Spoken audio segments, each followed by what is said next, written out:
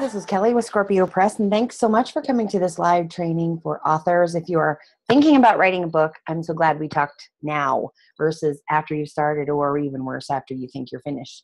Because there's so many things that if you get right and get in alignment with at the very beginning of your writing process, everything else goes so much smoother. And it is really enjoyable. I'm not a believer in the idea that writing a book needs to feel like, going to the dentist, okay? I just don't believe that it has to feel that way. I know that it doesn't. There are a few tools, 3 questions I'm going to answer and give you 3 tools today to have that process feel better, easier, okay? So this was supposed to be a live video, and that didn't work out so well. But I promised I would stick to 30 minutes, and that's what I'm going to do. I actually think I can get done in a little bit less than that. So I'm going to get my notes up. And I had a giveaway planned for this going live, but I tell you what I'm going to do. If you're watching the replay of this, because the live is filming, but I can't tell how fast it is, if you're showing up live and it didn't work and you're watching the replay, if you'll send me a reply to the email or message me underneath the replay on our Scorpio Press page, I'll put you in the drawing, okay? And we'll talk about what that is at the end. But right now, I want to answer these 3 questions that I get asked a lot. So I'm a mom of 6. I have 6 children, and 3 of them are still at home. The older 3, one is married and has a child, but the other 2 live pretty close by, and so we're still really involved in their everyday life. And everybody asks me, how in the world do you find the time to write? Okay, you don't have to find the time. You get 24 hours every day, just like I do, just like everybody else does. So the issue is choosing the time to write, choosing to spend part of those 24 hours in that endeavor of writing your book. Because if it's important to you, you're going to set aside that time. That's just how it works. If it's not important to you, you will not. No, I'm not telling you everybody needs to write a book. I'm not saying that to you. But if you've set the intention to write a book, and if 2017 is your year to do that, I'm all here to say it's fantastic, but you have to choose and set yourself up for success in order to make that really work. So this is how I find the time to write. Since this was live, where did my cards go? I got a little bit flustered when the when the Facebook Live didn't work so well. There we go. Okay, so this is the first thing that you need to know about if you're going to write. There's a couple more, but this is the first one. It's called the Pomodoro Technique. You can get it in the App Store. You can use a physical timer, or you can use the website application. Go on your web application on your phone, like your App Store. Whether they have one for Google phones, they have one for Microsoft, they have one for all the phones in your App Store. I really like the one that comes with iPhone. I think it's $1.99, but it is worth it every time. The thing that's wonderful about the Pomodoro Technique is that you don't sit in and write for hours and hours at a time. The premise behind the Pomodoro Technique is that you don't sit in doing anything for hours on time. It's not the most effective way to work. Breaking your time up and being super focused on the one task is the way to be the most efficient. So I use the Pomodoro Technique. The other tool for how I get my books written and how I get really anything done is The Miracle Morning. I read the original book years ago, and then over this summer I discovered the book, The Miracle Morning for authors or for writers. And I'll put links to that all in the replay notes. But oh my goodness, it changed my life. So I'm a morning person, so that part of it was easy for me. However, I had to transition from using those morning hours for personal care to what I was considering work. I had to change that vocabulary a little bit and shift my mindset from giving up my personal time to making my writing part of my personal care, because it was an intention that I had for this year to finish both of my books, and I ended up getting 3. One of them came out, a small little ebook on marketing for authors, came out, and this was an international bestseller, I think in September, actually. And the other 2, they're finished and they're in edits right now, so they'll come out next spring. This is how I did it. I had the Pomodoro Technique, and then I started really applying all the principles within the Miracle Morning for authors, for writers. when you set your intention the very first of your day to do what is most important to you, and finishing my book this year, I've been procrastinating. I've been really writing my book for about 3 years. So it needed to be done in 2016, and I did it. And I'm going to attribute most of that to the Miracle Morning and the Pomodoro Technique, okay? So those are the two things you need, and because you won't find the time. If you wait till you fit it in, or if you put it in after, or you do it in the evenings or whatever, I have yet to see that work very well. You can set in and write your book in a couple of hours, and I have a resource for you about that I'll share a little bit later. I'm a firm believer that you can write a nonfiction book in about a week, start to finish. And that leads me to the next thing. So this is the most important thing that you have to do in order to finish your manuscript or write your book. It would be best if you did this before you even start writing the manuscript. Like, that is ideal. If you get this one thing done, it makes everything else easier, okay? And it is this: decide what you want to say. Distill it down into 1 or 2 sentences. Decide what it is you want to tell your reader. I wrote this book and I handed it to you. What is it? What is this book about? You should be able to say that in a sentence or two. Say it in a sentence or two, and then you're ready to write. Better than that, say it in a sentence or two, and then you're ready to begin the outlining process. I'm a firm believer in the outlining process. Some of the newer writing coaches are renaming it and calling it other things. And there's a lot of flexibility within the outlining process. This doesn't have to be, English 101 index card outlining process. It can be however you want. And there's a lot of flexibility and creativity in that. In fact, I incorporate art in a lot of my outlining processes, and I have a couple of authors who do that as well. But I have a little free how to write your book in 7 days, and it totally works and walks you through with a worksheet how to outline your book in 7 days. But before you can outline, certainly, please, before you start writing your manuscript, start off with deciding what you want to say.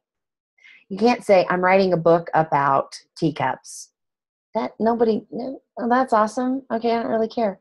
But when you say, I'm writing a book about teacups and the social impact of the culture of tea drinking in China for women, then it becomes a book, okay? Then it becomes something, I'm interested in. And it's much easier to write about something when you have distilled that topic down really clear and what your message really is. So if you're a nonfiction writer, if you're a coach or a health coach, business coach, whatever, and you're writing a nonfiction book, in my book for marketing, I started off saying, I want to write a book for authors telling them how to market their book. And then I thought, that's not good enough. So I sat with that for a while, and what I came up with is I'm going to explain how to maximize profits from writing an ebook.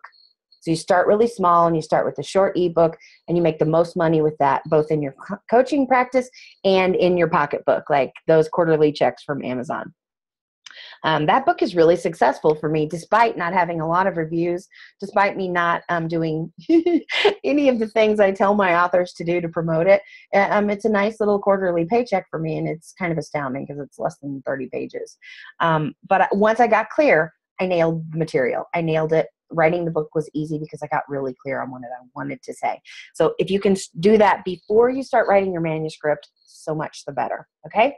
Now, the third thing is, this is the number one reason dozens of authors have come to me. I've probably interviewed close to 100 authors this year in 2016.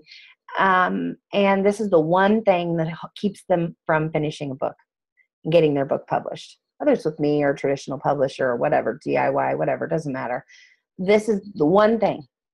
They are not willing or able to let go of that manuscript when they don't ever feel like it's done.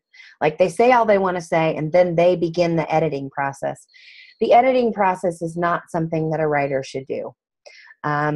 Any editor you talk to will say, oh yeah, you finished your rough draft and then you hand it over to your editor, and then she'll give it back to you for rewrites. That's something different.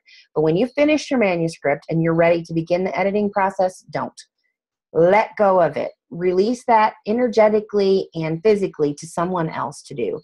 Because no matter how well you can edit, papers or documents for coworkers, or even if that's your job, there's something different about editing your own work and you simply cannot do it with efficiency. And I don't think you can do it. I don't think writers can edit their own work in a way that maximizes their impact with the book. I don't think they can. So that is that's the number one reason people never get their book published. They never let go of it. They just don't settle into that idea that it's finished. Okay. So I have a little card for you. Are you ready? You know, the catch and release, you know, little fishies, catch and release. Write and release your manuscript. Write it. Okay. And then let it go. And yes, I know that it's hard to do. Remember, I said I wrote 3 books this year. The first one I edited myself. It was less than 20 pages. That's what I do.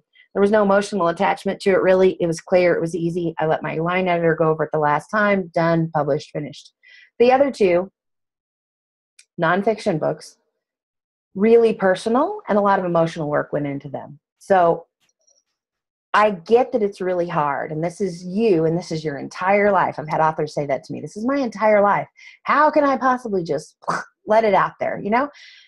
If you don't, then you just wrote a memoir for yourself. You wrote a chronicle for family history. You wrote something that's going to be found when you die in a notebook in your attic or in your storage unit. You didn't write a book for publication, and there's nothing wrong with that. But don't kid yourself into thinking that you can write a book and hang on to it forever, because you'll get stuck in that. It's like a Groundhog Day. You know the movie Groundhog Day? You just get stuck repeating the same thing. And my position is that instead of that forever editing process that you can get stuck in, once you feel like all you have to say is in the manuscript, pass it on to an editor and start your next book. Trust that editor can do the fine-tuning for you, that can polish it. You trust that editor or that publishing house with your best intentions, and you've been clear, and all those things are good. I wouldn't give it to just anybody. You could go over to Scorpio TV on YouTube, and there is a great interview with Jupiter Editing, and she tells you a little bit about how to find a great editor and how to work with one and hire them and all that. But you have to let it go. If you do not let it go, it will die. Okay? It's not if you don't pass it off to the next person. Okay?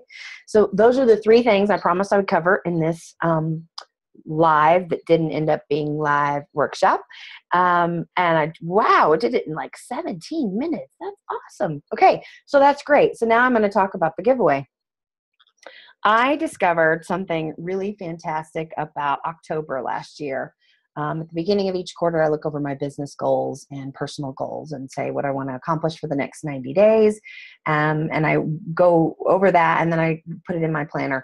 I've probably used every planner on the market. Sometimes I'll change in the middle of the year because I just don't like the one that I'm currently using.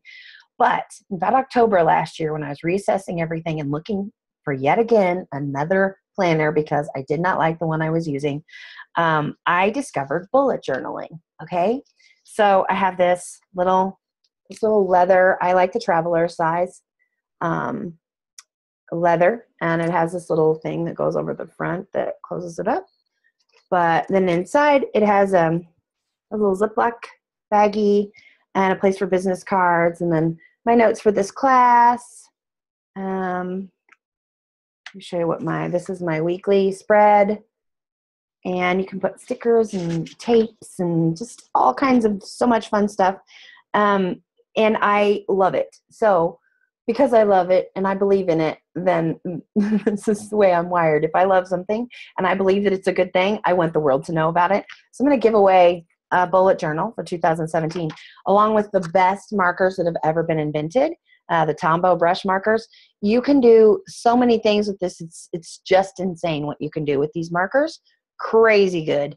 There is a clear one over here.